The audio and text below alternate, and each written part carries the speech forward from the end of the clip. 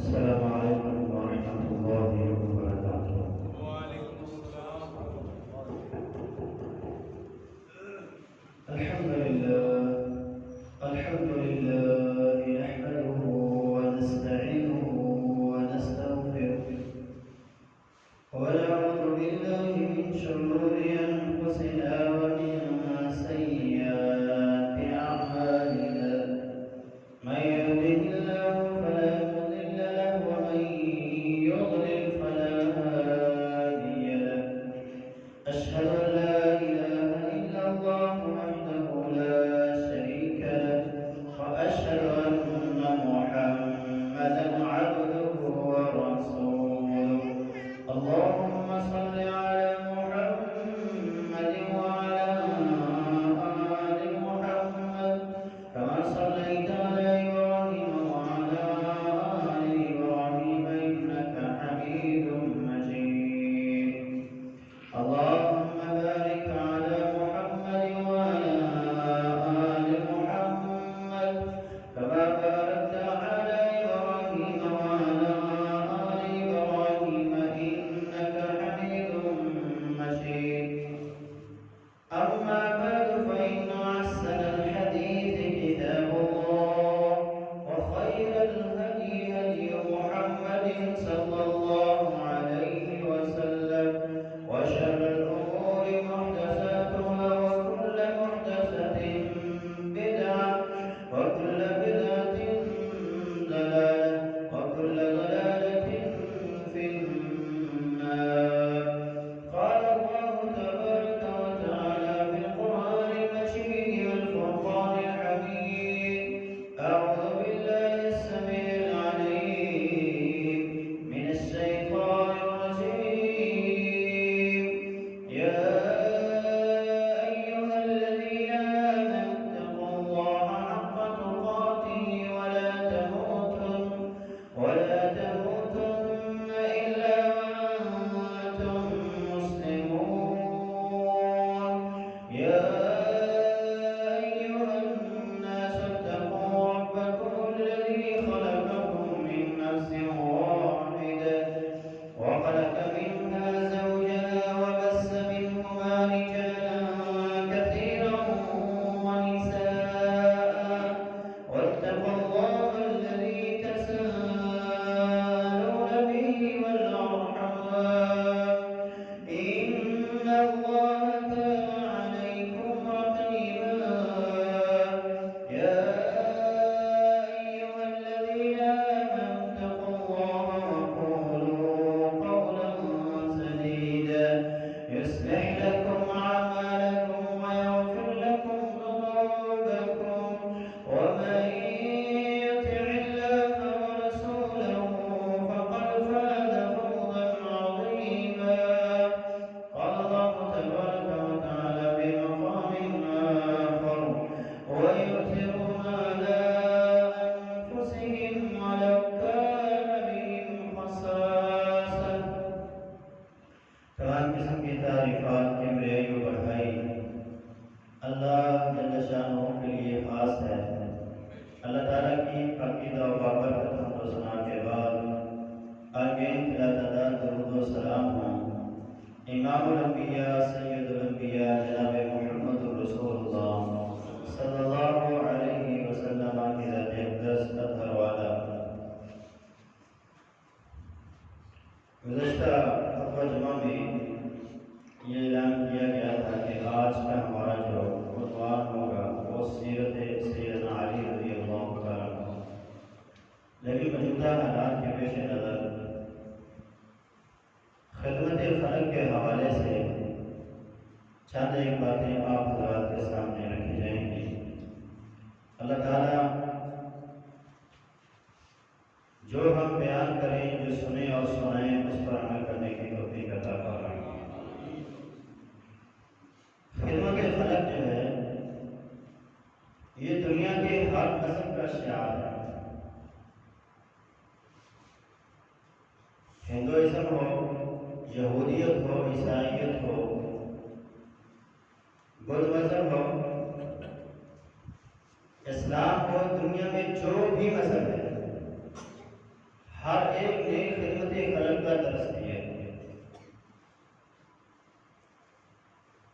اسلام اس حوالے سے جو ہماری رہنمائی کرتا ہے وہ ایک مثال اور اس جیسی اخوت، محبت، ہمدردی اور رواداری اسلام کے علاوہ کسی اور مذہب کے اندر نہیں پائی جاتی۔ اسلام نے جانوروں کے ساتھ بھی حسن سلوک کرنے کا حکم دیا۔ ان کو اگر کوئی انسان رکھتا ہے تو اس کی بھی دیکھ بھال اس کو کرنی اس کے اوپر لازم ہے۔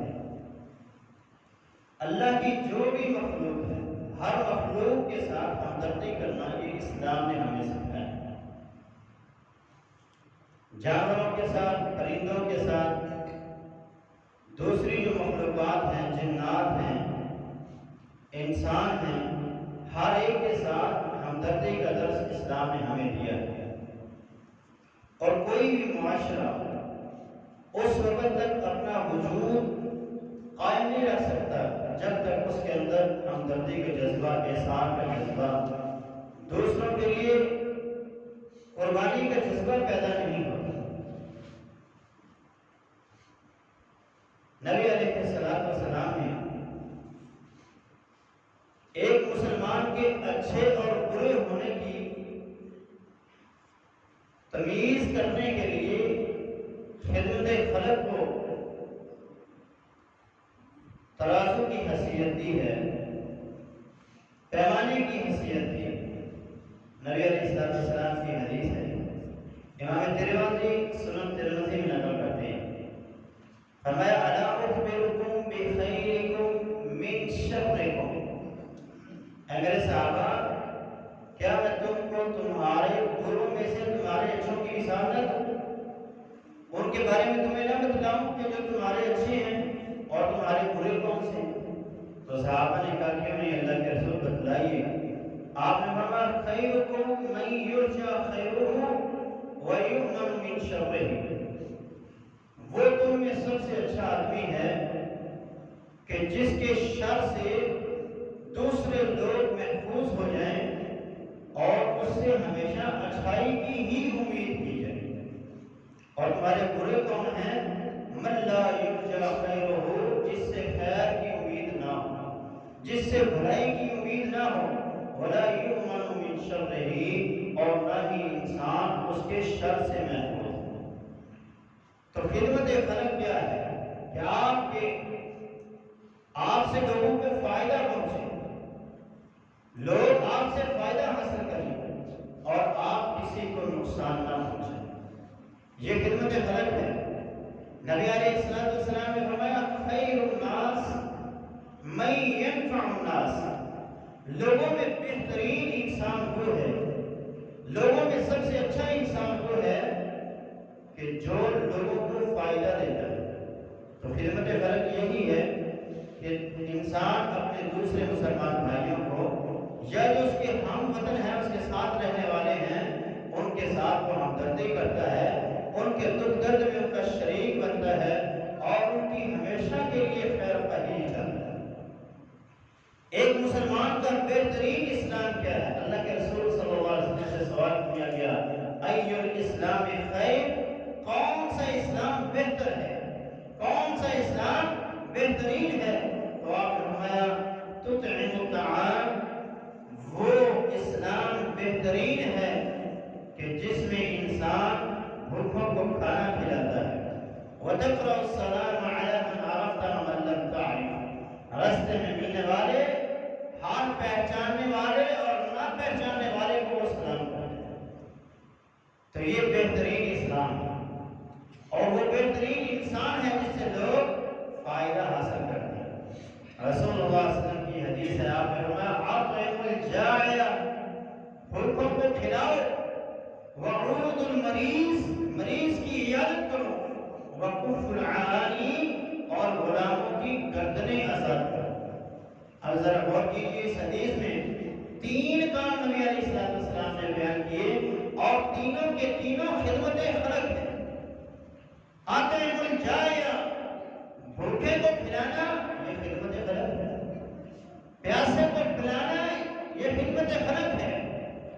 مریض کی عیادت کرنا، اس کی تیمارداری کرنا، اس کا حال احوال دریافت کرنا، یہ بھی خدمت خلق ہے۔ اور پھر آپ نے فرمایا جو غلام ہیں ان کی گردنوں کو آزاد کرو، جو مقروض ہیں ان کے قرض کو اتارو، تو یہ بھی خدمت خلق ہے۔ تو خدمت خلق کرنے کا حکم اللہ کے رسول صلی اللہ علیہ وسلم نے خود دیا۔ قرآن مجید میں رب تعالیٰ نے خدمت خلق کو قرض حسنہ سے تعبیر کیا، فرمایا من ذا الذی یقرض اللہ قرضا حسنا، کون ہے جو اللہ کو قرض حسنہ دیتا ہے؟ کون ہے جو اللہ کو قرض حسنہ دیتا ہے؟ فَيُضَاعِفَهُ لَهُ أَضْعَافًا كَثِيرًا، تو اللہ اس قرض کو جب واپس کرتا ہے تو بڑھا چڑھا کر دیتا ہے۔ وَاللَّهُ يَقْبِضُ وَيَبْسُطُ، اللہ جس کے لیے چاہتا ہے کم کر دیتا ہے، جس کے لیے چاہتا ہے زیادہ کر دیتا ہے۔ تو یہ خدمت خلق ہے کہ انسان اپنے والدین پہ خرچ کر رہا ہے، انسان اپنے رشتہ داروں پہ خرچ کر رہا ہے، انسان اپنے محلے داروں پہ خرچ کر رہا ہے، انسان اپنے شہر والوں پہ خرچ کر رہا ہے، انسان اپنے صوبے پر خرچ کر رہا ہے، انسان اپنے ملک کے لیے خرچ کر رہا ہے۔ تو یہ سارا کا سارا کام خدمت خلق کا ہے۔ تو جو بندہ اس کام کو کرتا ہے اللہ اس کے مال کو بڑھا چڑھا کر اس کے واپس کرتے ہیں۔ تو اللہ رب العالمین نے اسے قرض حسنہ سے تعبیر کیا۔ اسلام میں خدمت خلق کا کیا مقام ہے؟ دین اسلام نے کچھ ایسی عبادتیں رکھی کہ اگر انسان ان کے اندر کمی اور کوتاہی کا ارتکاب کرتا ہے تو اس کے متبادل اسے چند ایک اعمال دیے کہ وہ کرے گا تو یہ اس کے عمل کی گنتی پوری ہو جائے گی۔ مثال کے طور پر روزے کی حالت میں اگر کوئی آدمی اپنی بیوی سے ہم بستری کر لیتا ہے، مل لیتا ہے، اب روزہ ٹوٹ گیا اور اس کی سزا کیا شریعت نے مقرر کی؟ 60 مسکینوں کو کھانا کھلائے گا۔ روزہ اس سے ٹوٹا اور خدمت خلق کرے گا تو اس کا یہ کفارہ ادا ہو جائے گا۔ 60 مسکینوں کو کھانا کھلانا یہ خدمت خلق ہے۔ اسی طرح اگر کوئی بندہ حج پر گیا ہوا ہے، احرام کے جو ممنوعات ہیں ان میں سے کسی ایک کا بھی ارتکاب کر لیتا ہے تو اس کو دم پڑ جائے گا، اور وہ دم جو ہے جانور کی صورت میں اسے ادا کرنا ہے، اور وہ جب جانور کی صورت میں ادا کرے گا تو کن کو دے گا؟ مساکین غربا کو دے گا۔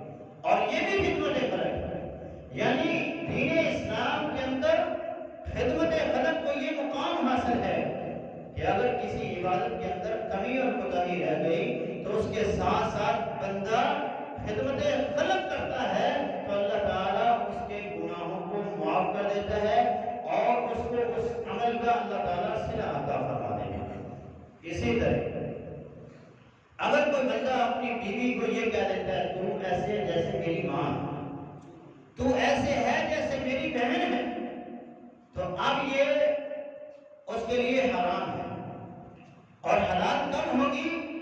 جب وہ 2 مہینوں کے مسلسل روزے رکھے۔ اب وہ 2 مہینوں کے مسلسل روزے تو رکھ نہیں سکتے، تو شریعت نے دوسرا حکم یہ دیا کہ وہ 60 مسکینوں کو کھانا کھلائے گا تو اس زہار کا کفارہ ادا ہو جائے گا، اس گناہ کا کفارہ ادا ہو جائے گا۔ اسی طرح اگر کوئی بندہ قسم اٹھا لیتا ہے کہ اللہ کی قسم میں یہ کام کروں گا، اب وہ کام نہیں کرتا تو اس کے اوپر کفارہ پڑ گیا۔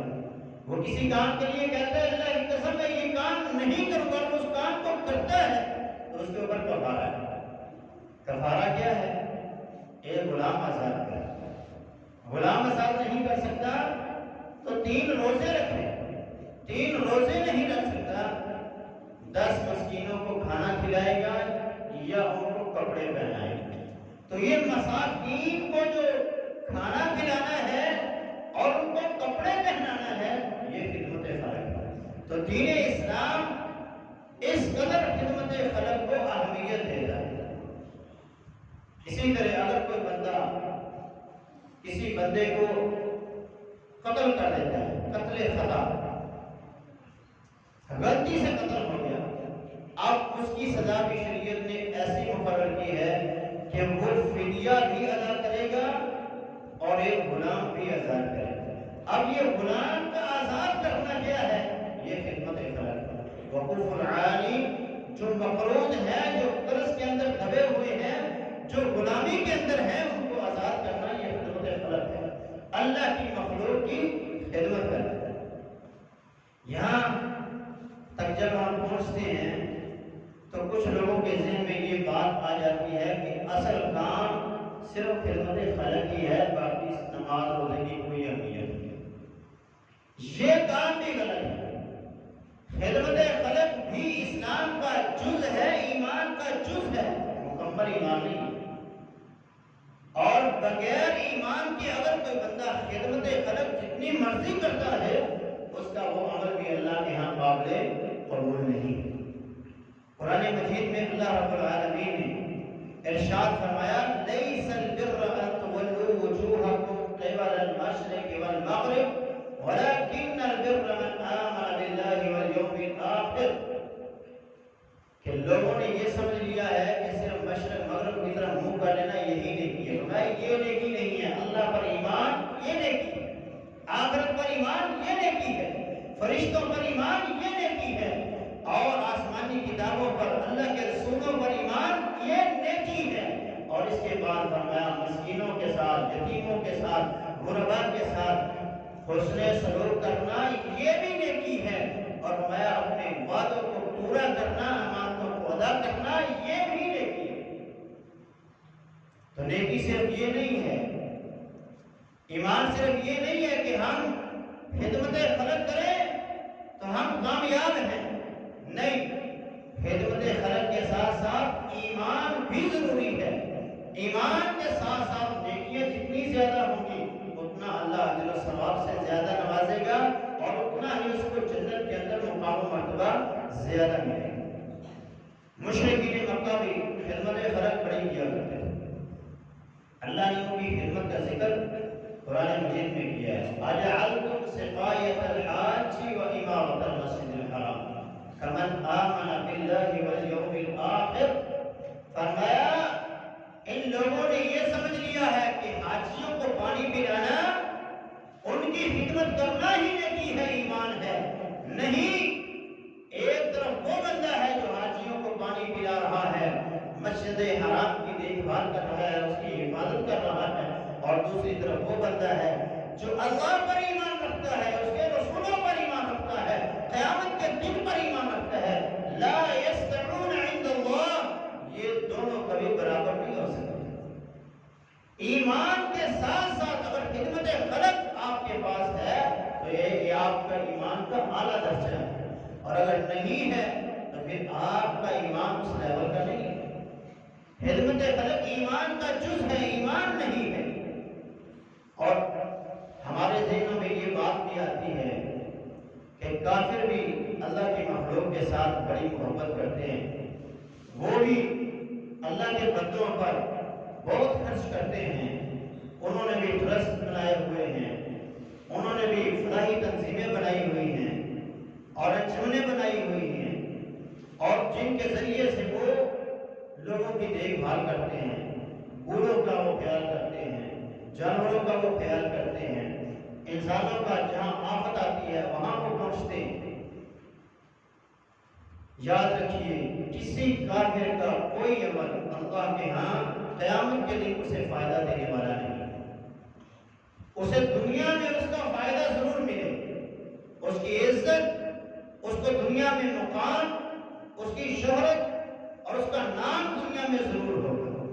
آپ دیکھیں کتنے غیر مسلم ہیں جو خرچ کرنے والے ہیں، نام ان کا زندہ ہے، لیکن قیامت کے دن ان کی نیکیوں کا انہیں کوئی صلہ نہیں دیا جائے گا۔ نبی علیہ السلام سے سیدہ عائشہ رضی اللہ تعالی عنہا فرماتی ہیں، اے اللہ کے رسول، ہمارا ایک رشتہ دار تھا جس کا نام عبداللہ بن جدعان تھا، اور وہ بڑا سخی تھا، اس کے دسترخوان سے کبھی کوئی بھوکا واپس نہیں گیا۔ ایک بہت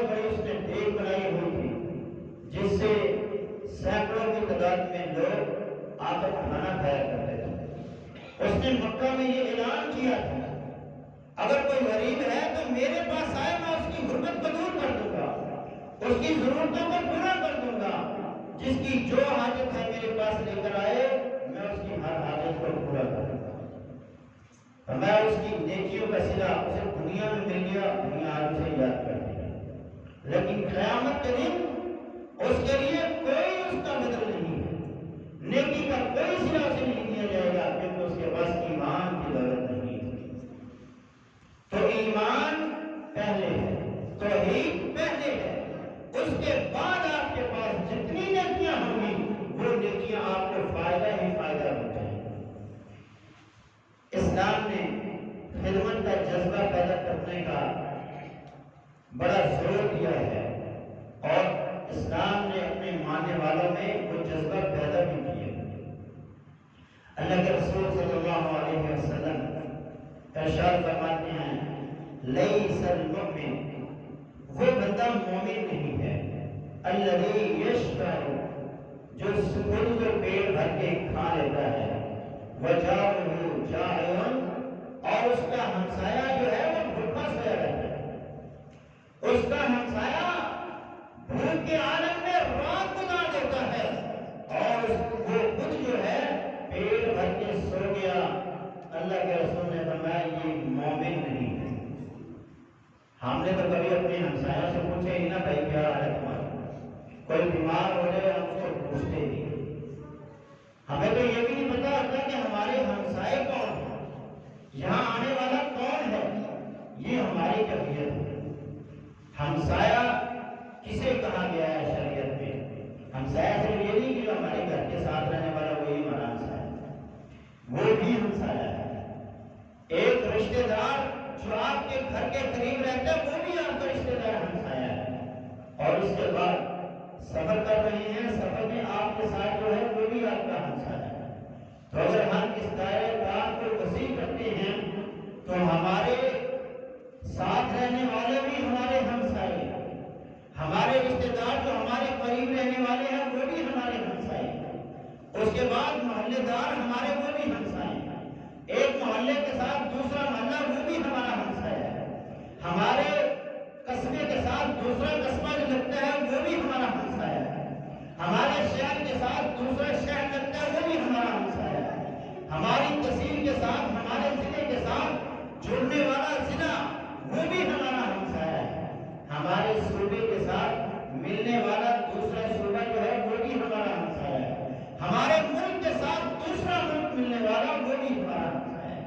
ہمسایہ کا یہ مطلب نہیں ہے کہ صرف ساتھ رہنے والا ہمسایہ، تو یہ ہمسایہ اسے کہا گیا ہے۔ اب ہم سوچیں اپنے لیول پر کہ ہمارے جو ارد گرد رہنے والے ہیں ہمارے ہمسائے وہ کیسے ہیں، ہماری ضرورتوں کو اگر ہماری ضرورتیں اگر پوری ہو گئی ہیں، ہمارے محلے کی ضرورتیں اگر پوری ہو گئی ہیں تو دوسرے محلے والوں کو ضرورت ہے کہ ان کی ضرورت کو پورا کیا جائے، پھر شہر والوں کو، پھر صوبے کے لوگوں کو، پھر دوسرے صوبے کے، پھر دوسرے ملک کے لوگوں کی خیر خواہی کرنا، ان کے ساتھ ہمدردی کرنا، ان کی خدمت کرنا، ان کی ضرورتوں کو پورا کرنا اور مشکل وقت میں ان کے ساتھ کھڑے ہونا، یہ ہے خدمت خلق اور یہ ہے اسلامی ہمدردی اور یہی ہے اسلامی مساوات۔ نبی علیہ السلام نے اسلام قبول کرنے والوں کو ایک جسم کی مانند کرا دیا، میرے آپ کے جسم کے اندر ہاتھ بھی ہیں، آنکھیں بھی ہیں، کان بھی ہیں، سر بھی ہے، پیٹ بھی ہے، سینہ بھی ہے، ٹانگیں بھی ہیں، پاؤں بھی ہیں، اتنی چیزیں ہیں، یہ ساری کی ساری چیزیں ایک جسم کہلاتی ہیں۔ اور اسی طرح پاکستان کا مسلمان، کشمیر کا مسلمان، فلسطین کا مسلمان، افغانستان کا مسلمان، سعودیہ کا مسلمان، مصر کا مسلمان، دنیا کے کسی بھی کونے کا مسلمان ہے تو وہ ہمارا بھائی ہے، ہمارا جسم ہے۔ اگر اسے وہاں تکلیف ہوتی ہے تو اس کی تکلیف ہمیں یہاں محسوس ہونی چاہیے۔ یہ ہے اسلام کی ترتیب، یہ ہے اسلام کا درس، یہ ہے خدمت خلق کہ دنیا کے کسی بھی کونے میں اگر کسی مسلمان کو تکلیف ہوتی ہے تو دوسرا مسلمان اس کی تکلیف کو محسوس کرے۔ آپ نے فرمایا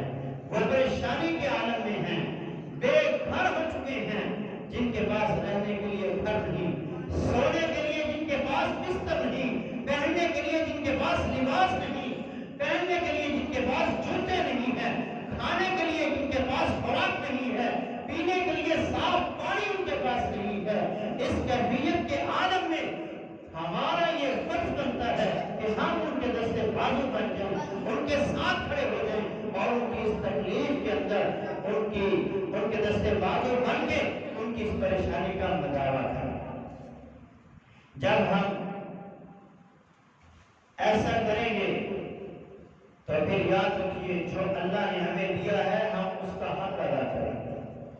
قرآن مجید فرمانے حمید رب تعالیٰ نے ارشاد فرمایا وَفِي أَمْوَالِهِمْ حَقٌّ لِلسَّائِلِ وَالْمَحْرُومِ، اللہ نے جو تمہیں مال دیا ہے اس مال کے اندر حق ہے سوال کرنے والوں کا اور جنہیں محروم کر دیا گیا۔ سائل جو تمہارے دروازوں پہ آ جاتے ہیں، تم سے مانگنے کے لیے آتے ہیں، تنگ دست غریب ہیں، اور دوسری طرف وہ لوگ ہیں جن پہ اوپر آفات آ گئی، جنہیں پریشانیوں نے آ کے گھیر لیا اور ایسے ہو گئے کہ ان کے پاس کچھ نہیں ہے، ہر چیز سے وہ محروم ہو گئے، ہر چیز سے محروم ہو گئے، ان کے لیے تمہارے مال میں حق ہے، یہ حق ادا کرو گے تو اللہ اس کے بدلے میں تمہیں کیا دے گا؟ دنیا اور آخرت میں عزتیں عطا فرمائے گا، کامیابیاں عطا فرمائے گا، تمہاری پریشانیوں کو اللہ دور فرمائے گا، تمہیں اللہ مسائل سے نجات عطا فرمائے گا، تمہارے رزق کے اندر، تمہارے کاروبار کے اندر اللہ برکتوں کا نزول فرمائے گا۔ قرآن مجید فرمانے حمید رب تعالیٰ نے ارشاد فرمایا وَمَا أَنفَقْتُم مِّن نَفَقَةٍ وَمَا أَنفَقْتُم مِّن شَيْءٍ فَهُوَ يُخْلِفُهُ، جو بھی تم اللہ کے راستے میں خرچ کرو گے اللہ اس کا متبادل تمہیں ضرور عطا فرمائے گا، اللہ خود اس کا متبادل تمہیں عطا فرمائے گا، اور وہ متبادل کس صورت میں عطا کرتا ہے کہ فرمایا مَثَلُ الَّذِينَ يُنفِقُونَ أَمْوَالَهُمْ فِي سَبِيلِ اللَّهِ كَمَثَلِ حَبَّةٍ، جو میرے راستے میں خرچ کرتا ہے اس کی مثال ایسے ہے جیسے ایک دانہ ہے، جب وہ زمین میں بویا جاتا ہے اس سے 7 بالیاں اگتی ہیں اور ہر بالی کے اندر، ہر سکے کے اندر اللہ 100 دانوں کو پیدا کرتا ہے، گویا ایک کے بدلے اسے 700 دانے ملتے ہیں۔ اسی طرح اگر کوئی اللہ کے راستے میں خرچ کرے گا تو اللہ اس کو ایک کے بدلے میں 700 گنا عطا فرمائے گا، اور جو اپنے مال سے، اپنی دولت سے یہ حق ادا نہیں کرے گا اللہ اس کو تباہ و برباد کر دے گا، اس کی معیشت، اس کا کاروبار اور اس کی ہر چیز تباہ و برباد ہو جائے گی۔ اٹھائیے سورہ قلم کو، رب تعالیٰ نے ایک باغ کا قصہ بیان کیا ہے، ایک آدمی کو اللہ نے باغ عطا کیا اور اس باغ میں طرح طرح کے پھل لگتے تھے، اس آدمی نے اس باغ کا جب پھل آتا تو وہ اس کو 3 حصوں میں تقسیم کرتا، ایک حصہ باغ پر لگاتا، ایک حصہ اپنے گھر لے جاتا اور تیسرا حصہ غرباء، مساکین، یتیموں اور بیواؤں کو دے دیتا۔ اس طرح اس نے اپنی پوری زندگی خرچ کرتا رہا۔ اللہ فرماتا اس کا باغ ہر دفعہ پہلے سے زیادہ پھل لاتا۔ جب وہ فوت ہو گیا اس کے بیٹوں نے مشورہ کیا، ہمارا باپ تو پاگل تھا، اسے تو پتہ ہی نہیں تھا دنیا کماتے کیسے، وہ تو ساری غرباء مساکین کو لٹا دیتا ہے، ہم یہ کریں گے کہ ہم رات کے وقت جائیں گے اور پھر جا کر سارا پھل کاٹ کر لے آئیں گے اور کسی مسکین کو کوئی خبر نہیں ہوگی۔ قرآن نے یہ نقشہ کھینچا اس سال کا، اللہ یدخلنها اليوم علیکم مسکین، انہوں نے کہا چھپ کے چلو تاکہ آج تمہارے پاس کوئی مسکین نہ آ جائے۔ وَغَدَوْا عَلَىٰ حَرْدٍ قَادِرِينَ، وہ فجر سے پہلے صبح گئے اپنے باغ کے پاس، فَلَمَّا رَأَوْهَا، جب انہوں نے اس باغ کو دیکھا، قَالُوا إِنَّا لَضَالُّونَ، تو انہوں نے کہا ہم لگتا ہے رستہ بھول گئے۔ تو ان میں سے جو بڑا بھائی، درمیانہ بھائی تھا، اس نے کہا رستہ نہیں بھول گئے، بل نحن محرومون، ہم کو محروم کر دیے تھے۔ رات کے وقت ہی اللہ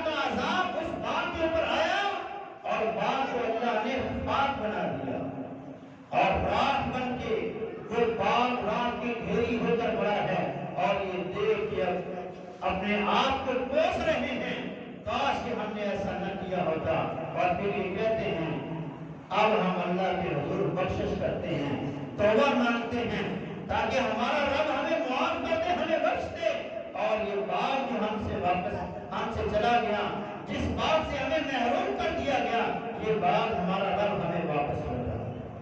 میرے محبوب نبی نے فرمایا تھا، صادق المصدوق پیغمبر نے فرمایا تھا، واللہ ما نقص صدقۃ من مال، اللہ اس مال کو کبھی کم نہیں کرتا جس مال سے صدقہ دے دیا جاتا ہے۔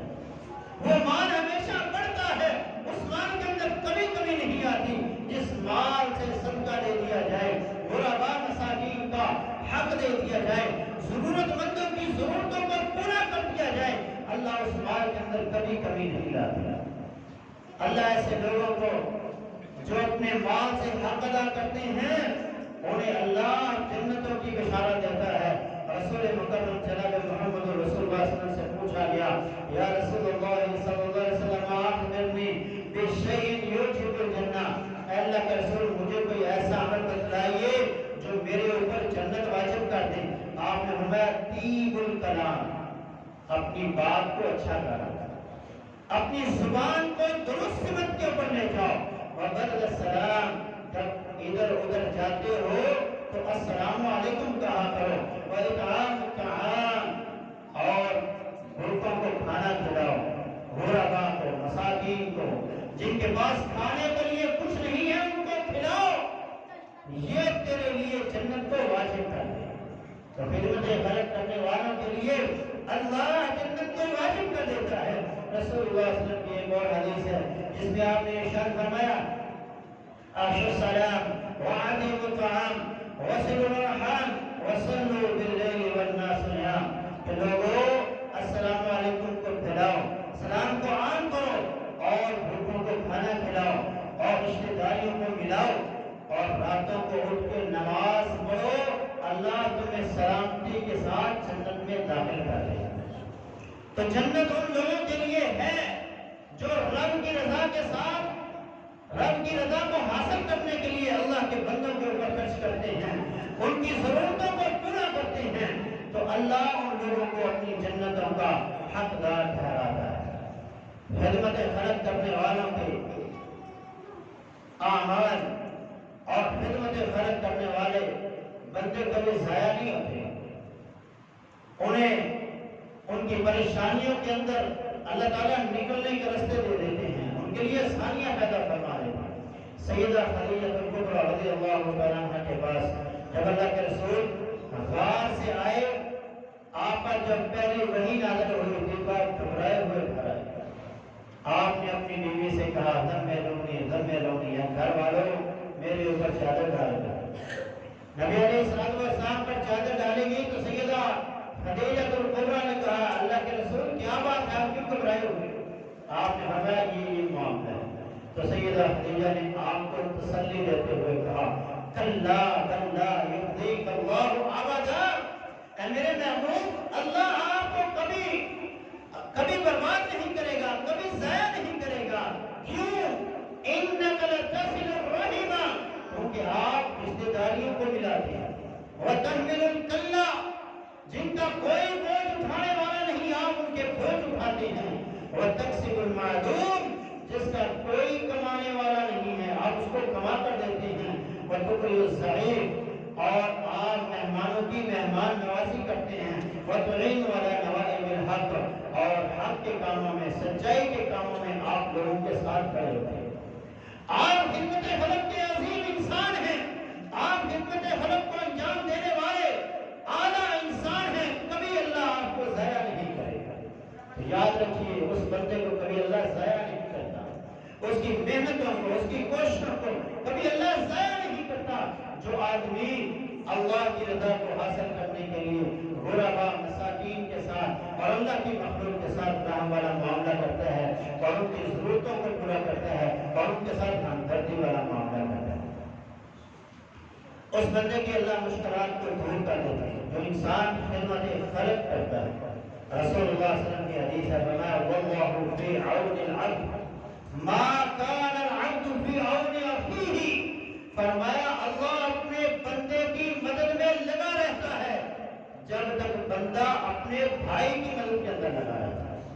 جب تک آپ اپنے بھائیوں کی مدد کریں گے، جب تک آپ اپنے مسلمان بھائیوں کے ساتھ حسن سلوک کریں گے، اللہ آپ کی مدد کرے گا اور اللہ آپ کی ہر مشکل کو آسان فرمائے گا۔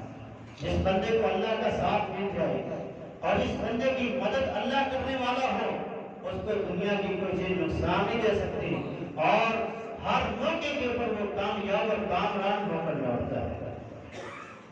نبی علیہ السلام کی حدیث ہے، صرف دنیا کی مشکلات نہیں، آپ نے فرمایا من نفث عن مسلم قربۃ من قرب الدنیا، جو بندہ دنیا میں اپنے مسلمان بھائی کی کسی تکلیف کو دور کر دیتا ہے، کسی پریشانی کا مداوع کر دیتا ہے، اللہ رب العالمین قیامت کے دن اس کی پریشانیوں کو ختم فرما دے گا۔ جس بندے کی قیامت کے دن پریشانیاں ختم ہو گئی، جسے نامہ اعمال دائیں ہاتھ میں نصیب ہو گیا اور جسے پرسرا سے آسانی سے گزار دیا گیا، نیکیوں کا ترازو جس کا بھاری کر دیا گیا، بغیر حساب جنت کا داخلہ جسے دے دیا گیا، اس سے اور کیا چاہیے؟ دنیا میں یہ سودا بڑا سستا ہے کہ آج خدمت خلق کر کے، آج اللہ کے بندوں کی تکلیف کو دور کر کے، آج اپنے مسلمان بھائیوں پہ خرچ کر کے آپ قیامت کی پریشانیوں سے اپنے آپ کو بچا سکتے ہیں۔ رسول اللہ صلی اللہ علیہ وسلم نے فرمایا، خدمت خلق کتنی ضروری ہے، اس حدیث سے آپ اندازہ لگائیں گے۔ فرمایا قیامت کا دن ہوگا، اللہ ابن آدم کو بلائے گا اور کہے گا ابن آدم، دنیا میں بیمار تھا، تو نے میری بیمار کو سے دی۔ انسان کہے گا، ابن آدم کہے گا اللہ تو رب العالمین ہے، تو لوگوں کو شفا دینے والا ہے، تیرا اور بیماری کا کیا رشتہ؟ اللہ تیری شان ہی نہیں ہے کہ تو بیمار ہو۔ اللہ رب العالمین کہیں گے، اے ابن آدم، میرا خدا بندہ بیمار ہوا، اگر تم اس کی تیمارداری کرتا تو وجدتنی عندہ ہوں تو تم مجھے وہاں پر تھا۔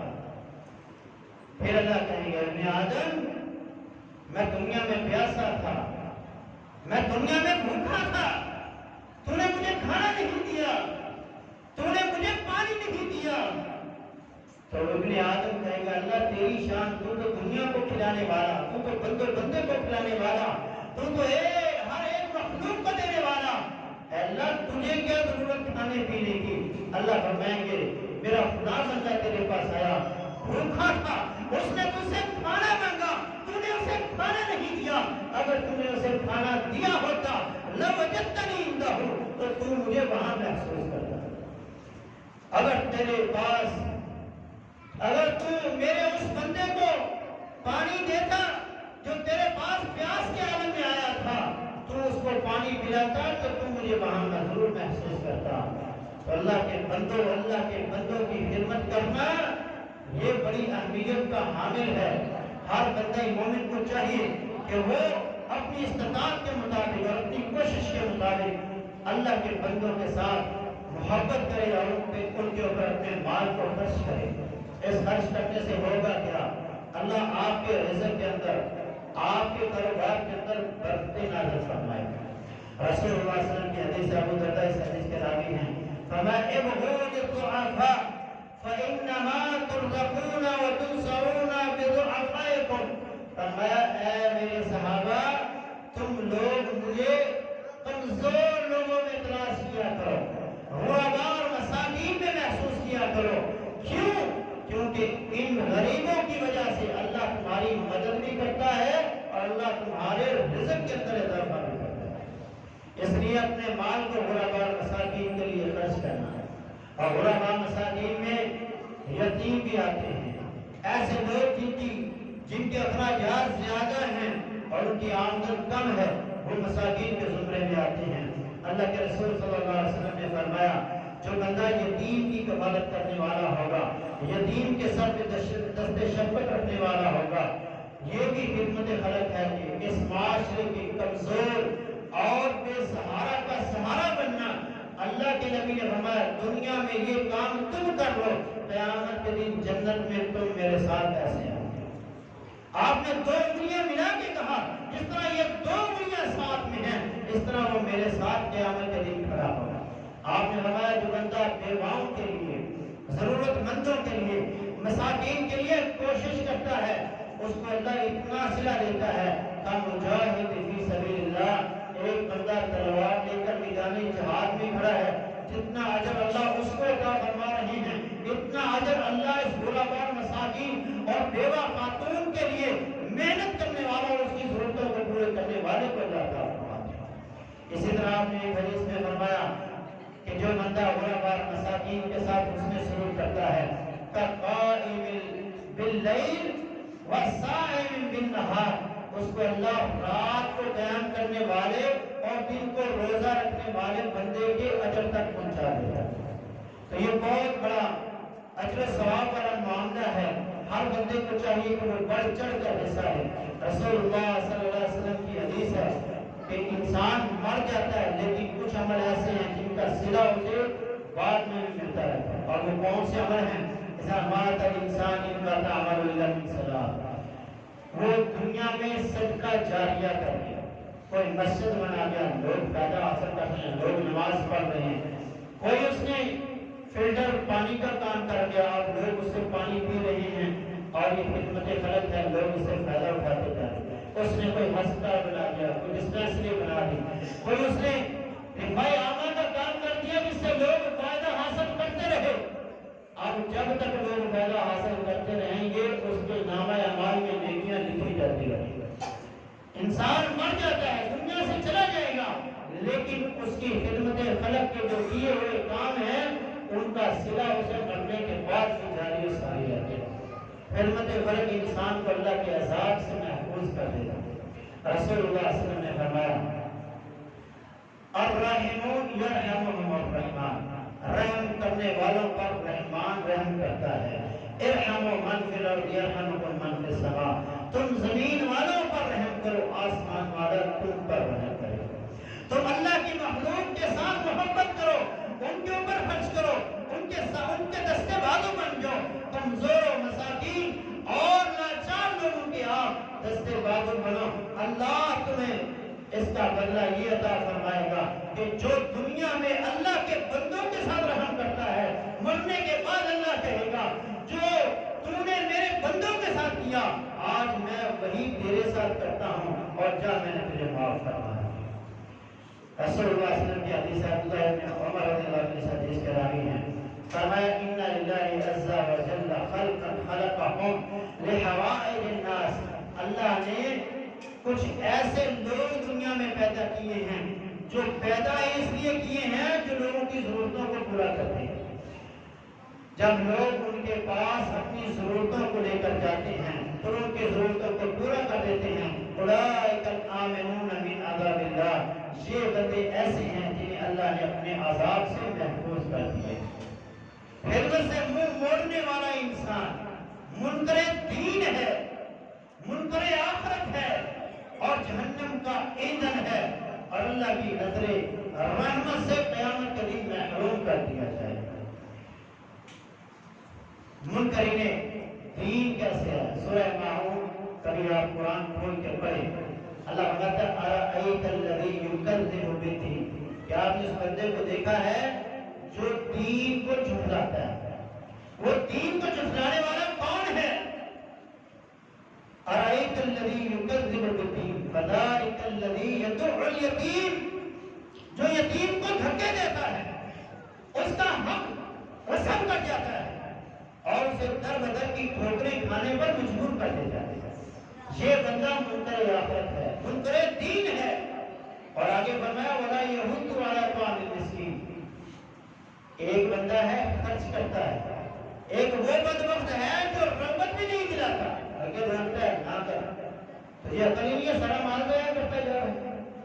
اللہ فرماتا ہے ولا یحض علی طعام المسکین، جو کسی مسکین کو کھانا نہیں کھلاتا یہ منکر دین ہے، جو رغبت نہیں دلاتا یہ منکر دین ہے۔ اور یہاں جس سورت کے آخر میں اللہ نے جو کہا وَيَمْنَعُونَ الْمَعُونَ، اس کے پاس جو استعمال کی چیزیں ہیں وہ دوسروں کو مانگنے پر نہیں دیتا، یہ بھی منکر دین ہے۔ یہ فتوے میرے لیے اللہ کے قرآن کے لیے، تو اللہ کے لیے اللہ کے بندوں کے ساتھ محبت کریں، ان کے اوپر خرچ کریں، سیدنا علی رضی اللہ سورہ حاقہ میں رب تعالیٰ نے فرمایا انہیں 70 زنجیروں میں جکڑ دیا جائے گا، اور یہ کون وقت ہوں گے؟ اللہ پر ایمان نہیں رکھتے ہوں گے، وَلَا يَحُضُّ عَلَىٰ طَعَامِ الْمِسْكِينِ، مسکینوں کو کھانا نہیں کھلاتے گا۔ جہنم میں جب جائیں گے تو جنتی جنت سے بیٹھ کے ان سے سوال کریں گے، وہاں سَلَكَكُمْ فِي سَقَرَ، بتاؤ اس سقر وادی کے اندر تمہیں کون سی چیز لے کے آئی؟ تو وہ اس کے جواب میں کہیں گے لَمْ نَكُ مِنَ الْمُصَلِّينَ، ایک تو یہ کام تھا ہم رب کا حق ادا نہیں کرتے تھے، نماز نہیں پڑھتے تھے، وَلَا نُطْعِمُ الْمِسْكِينَ، اور نہ ہم مساکین کو کھانا کھلاتے تھے، وَكُنَّا نَخُوضُ مَعَ الْخَائِضِينَ، اور جو مذاق کرنے والے تھے، ٹھٹھا کرنے والے تھے، ان کے ساتھ مل کے اللہ کے دین کے کام کرنے والوں کا ہم مذاق اڑایا کرتے تھے۔ اس وجہ سے آج ہم جہنم میں ہیں، اور تم لوگوں نے وہ کام کیے جو اللہ نے کہا، تم نے نمازیں پڑھی، تم لوگوں نے مساکین کو کھانے کھلائے، اور اس کے بدلے میں اللہ نے آج تمہیں جنت عطا فرمائی۔ سیدنا علی رضی اللہ عنہ کا ایک قول ہے، آپ نے فرمایا فرض اللہ علی الاغنیاء، اللہ نے غنی لوگوں کے اوپر فرض کیا ہے، فی اموالہم بقدر فقرائہم، ان کے مال میں اللہ نے غریبوں کے حساب سے ایک حصہ مقرر کیا ہے، فَإِن جَاءُوا، پس اگر وہ بھوکے ہیں، اور آلو یا وہ ننگے ہیں، ان کے پاس لباس نہیں ہے، اور ان کے پاس آتے ہیں، وہ ان کو دیتے نہیں، فَبِالْمَنْعِ الْأَغْنِيَاءِ، وہ منع کر دیتے ہیں، کہتے ہیں ہمیں نہیں دینا، فرمایا حق علی اللہ، اللہ پر حق ہے، ان یحاسبہم یوم القیامہ، کہ اللہ ان کا حساب بھی لے، ویعذبہم، اور ان کو عذاب کے اندر بھی مبتلا کرے، اور اللہ ایسے لوگوں کو نظر رحمت سے محروم کر دے گا۔ آخری حدیث آپ نے فرمایا، سید ابو ہریرہ اس حدیث کے راوی ہیں، امام بخاری صحیح بخاری کی حدیث کو نقل کرتے ہیں، ثلاثۃ لا ينظر اللہ الیہم یوم القیامہ، تین بندے ایسے ہیں جنہیں اللہ دیکھنا بھی پسند نہیں کرے گا، ولا یزکیہم، اور نہ ان کو اللہ کبھی پاک کرے گا، ان کے گناہوں کی سزا انہیں ملتی رہے گی، ولہم عذاب الیم، اور ان کے لیے جو عذاب ہوگا وہ معمولی نہیں ہوگا، دردناک عذاب اللہ انہیں دے گا۔ رجل کان لہ فضل الماء بالطریق، ایک وہ بندہ ہے جس کے پاس بچا ہوا پانی ہے، رستے میں پانی کھڑا ہے اور وہ بچا ہوا پانی ہے، اس کی ضرورت کا نہیں ہے، فمنعہ من ابن السبیل، مسافر کو وہ پانی نہیں دیتا، ایسے بندے کو اللہ اپنی نظر رحمت سے محروم کر دے۔ تو اللہ کے لیے، اللہ کے بندوں، اللہ کے راستے میں خرچ کیا کرنا ہے؟ سورہ بقرہ میں اللہ تعالیٰ نے فرمایا یسألونک ماذا ينفقون، آپ سے سوال کرتے ہیں کیا خرچ کریں؟ آپ نے فرمایا قل العفو، اے میرے نبی سے کہیے جو تمہاری ضرورتوں سے زائد ہے اسے اللہ کے لیے خرچ کر دیں۔ تو یہ ایمان کا اعلیٰ درجہ ہے، اگر اس مقام تک آپ نہیں جا سکتے تو کم از کم اتنا تو ہونا چاہیے کہ آپ سے کسی آپ کے مسلمان بھائی کو فائدہ پہنچے۔ تو آج ہمارے مسلمان بھائی جو ہیں شمالی علاقہ جات، جنوبی پنجاب ہیں، اور سرحد کے ہیں، سندھ کے ہیں، اسی طرح بلوچستان کے لوگ ہیں جو سرحد کی زد کے اندر ہیں، تو وہ بے گھر ہیں، بے گھر مددگار وہاں بیٹھے ہوئے ہیں، ہر بندہ، ہر جماعت اور حکومت اپنی اپنی طاقت کے مطابق وہاں کام کر رہے ہیں۔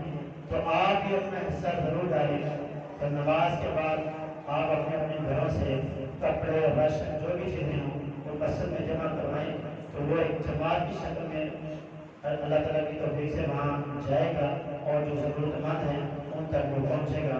نقدے کی صورت میں آپ دینا چاہتے ہیں تو وہ بھی آپ صاحب سے رابطہ کریں، اور جو آپ مال ویسے دینا چاہتے ہیں راشن کی صورت میں، کپڑوں کی صورت میں، جو آپ کی ضرورت کی چیزیں نہیں ہیں وہ آپ اللہ کے لیے خرچ کر دیں۔ اللہ تعالیٰ اس کا صلہ آپ کو ضرور